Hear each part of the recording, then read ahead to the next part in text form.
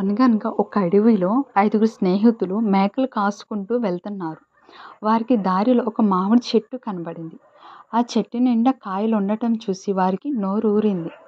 అయితే వారు 5గురు ఎలా కోద్దామని కాయలు తెంచేస్తారు. వారి నేమ్స్ ఏమిటంటే వారి పేర్లు రాజు, రాము, రమణ, రాజేష్, రాగి.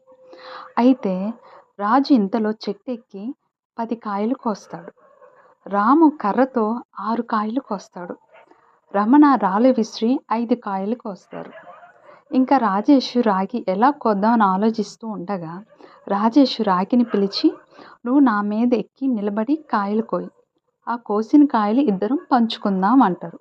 ఓకేనని రాగి తన మీద ఎక్కి 4 కాయలు కోస్తాడు. ఇంతలో రాజు పిలిచి, చీకటి పడుతుంది, మనం ఇంటికి బయలుదేరదాము రండి అంటారు. అందరూ అలాగే ఇంటికి బయలుదేరుతూ ఒక చెట్టు కింద కూర్చొని ఎవరు ఎన్ని కాయలు కోసారో కౌంట్ చేస్తారు. సో ఫైనల్లీ వారి దగ్గర ఎన్ని కాయలు ఉంటాయో గెస్ చేసి చెప్పండి. ఆన్సర్ తెలిసిన వారు కామెంట్ చేయండి.